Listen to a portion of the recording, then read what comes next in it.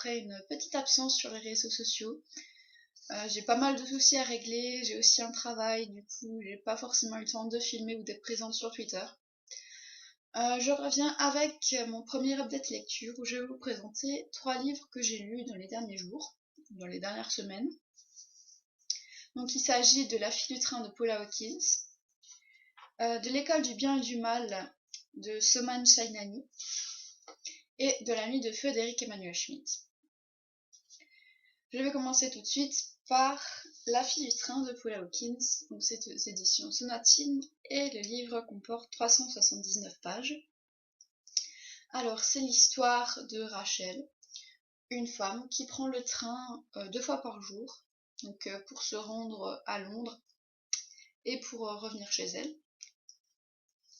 Et il y a des travaux sur la voie ferrée, du coup il y a une espèce de feu rouge, le train doit s'arrêter à chaque fois devant un endroit particulier. Et cet endroit, c'est la route de Blenheim Road, où il y a des petites maisons pavillonnaires dans le style anglais.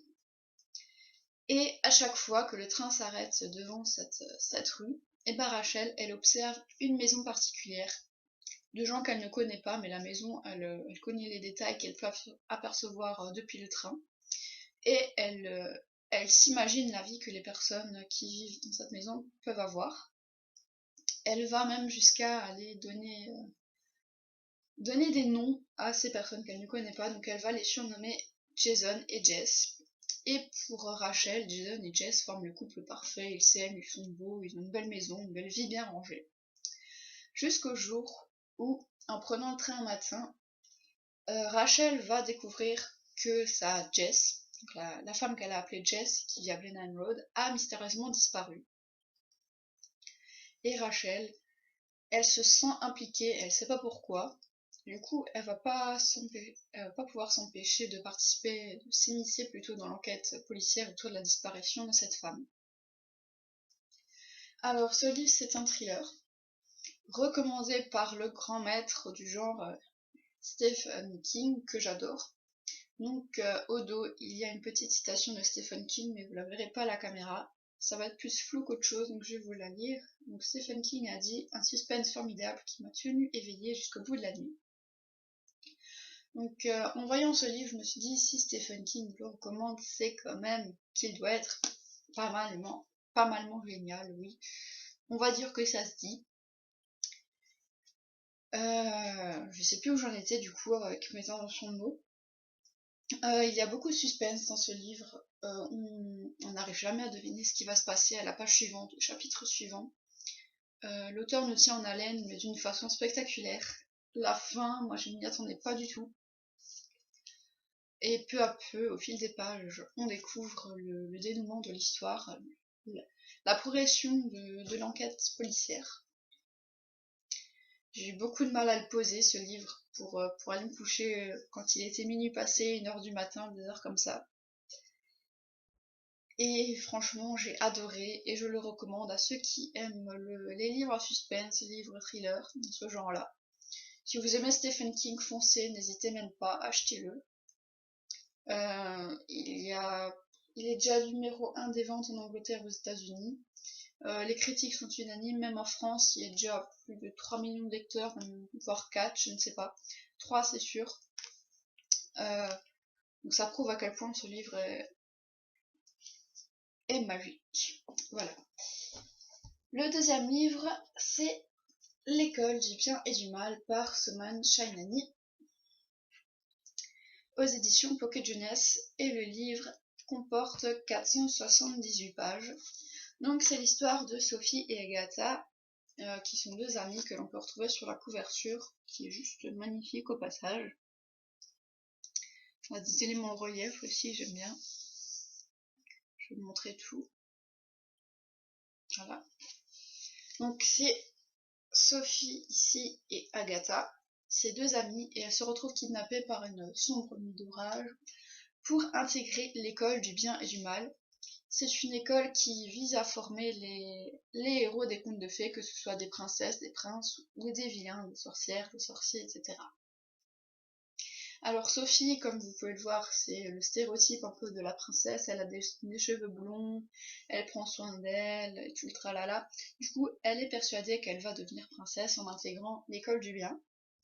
Alors qu'Agatha, elle s'habille en noir, elle vit dans un cimetière, elle aime pas la beauté, ce genre de choses, elle aime pas prendre soin d'elle, elle ne se maquille jamais, elle aime bien tout ce qui est morbide, et du coup, bah, elle pense aussi qu'elle va intégrer l'école du mal pour devenir une méchante de conte de fées. Mais, à leur grande déception, il se trouve qu'il y a une erreur de casting, on va l'appeler comme ça. On a un retournement de situation, et rien ne se passe comme prévu, mais cette erreur de casting, elle va en révéler beaucoup sur sur la nature de certaines personnes, de certains personnages du livre. Et donc c'est un concept très intéressant, je trouve, de, de parler de ce sujet des personnes qui cachent un peu leur vraie personnalité dans un livre pour les jeunes. C'est un livre qui est accessible très très facilement, c'est des éditions Pocket Jeunesse, c'est fait pour les jeunes mais on peut le lire à n'importe quel âge je trouve. Il y a des bons retournements de situation, des petites notes d'humour aussi, du suspense, tout ce qu'il faut pour faire un bon livre. Il se lit très très facilement et c'est le premier tome d'une saga. Le deuxième va sortir en mai 2016. J'ai extrêmement hâte de découvrir la suite parce que la fin nous laisse un peu pendus comme ça dans les airs. On ne sait pas ce qui va arriver. Voilà, voilà. Et le dernier livre, il s'agit de un peu le Graal du moment, je le voulais. C'est La Nuit de Feu d'Eric Emmanuel Schmitt. Je l'ai acheté le jour même de sa sortie, ou 2 jours après, je ne sais plus, j'ai eu un peu de mal d'ailleurs à le trouver. Donc c'est aux éditions Albin Michel et il comporte 183 pages. Je vais pas trop vous en dire sur ce livre. Bon, je vais pas tout démonter non plus. Pour la simple et bonne raison que je rencontre l'auteur dans 2 petits jours et que je compte faire un compte rendu de cette rencontre qui aura lieu à l'occasion des bibliothèques idéales qui se tiennent à Strasbourg. Donc c'est des rencontres, pour ceux qui ne connaissent pas le principe, c'est des rencontres avec des auteurs en différents lieux de Strasbourg, que ce soit des librairies, que ce soit à l'opéra, voilà.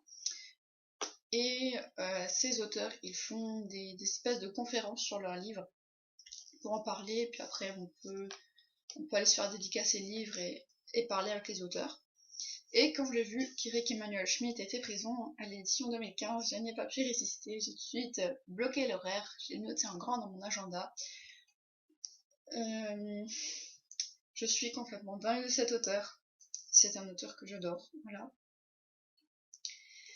Ce roman, c'est un roman autobiographique, puisqu'il raconte l'expédition d'Eric Emmanuel Schmitt d'une semaine, il me semble, quand il avait 28 ans, et qu'il est parti dans le cadre de sa vie professionnelle de l'époque dans le sud algérien. Donc ils ont fait une traversée du Sahara avec un groupe de gens et des guides, bien sûr. Et manque de bol, Eric Emmanuel Schmitt, il va perdre le groupe, il va s'égarer, il va également perdre les guides, et il va se retrouver seul à la tombée de la nuit, dans le Sahara, sans vivre. Et contrairement à tout ce qu'on peut penser, il va pas s'acharner sur son sort, il va pas avoir peur, mais il va être habité en quelque sorte par une force un peu spirituelle qui va qualifier de feu, d'où le titre La Nuit de Feu. Et voilà.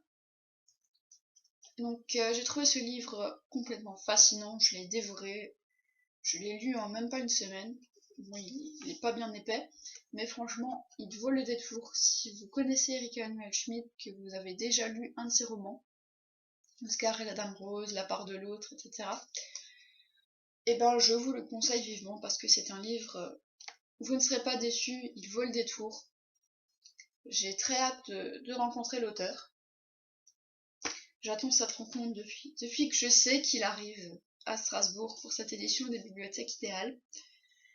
Ce livre, je trouve qu'il est magique pour le simple fait qu'il arrive à nous faire réfléchir sur certaines choses à revoir notre réflexion sur certains points, sur certaines idées, certains concepts. Et faire ça à travers un livre, je trouve que c'est toujours magique. Je vénère toujours les auteurs qui arrivent à faire ça. Et là, en plus, Erich Emanuel Schmidt, c'est un de mes auteurs préférés. Voilà, je pouvais pas ne pas aimer ce livre de toute façon. Il y a tout ce que j'aime dedans. Il y a de la pensée, il y a bien évidemment la plume d'Erich Emanuel Schmidt. Lisez-le par vous-même. Voilà, lisez-le et vous en rendrez compte par vous-même. Donc, comme promis, je vous ferai un update sur cette rencontre. Je vous tiendrai déjà au courant par Twitter et je vous ferai une vidéo compte rendu sur ma rencontre avec l'auteur. Je vous dirai ce qu'il en était, de quoi il a parlé pendant sa petite conférence, etc. Donc cette vidéo touche à sa fin. Je vous fais plein de bisous et je vous dis à très bientôt dans une prochaine vidéo.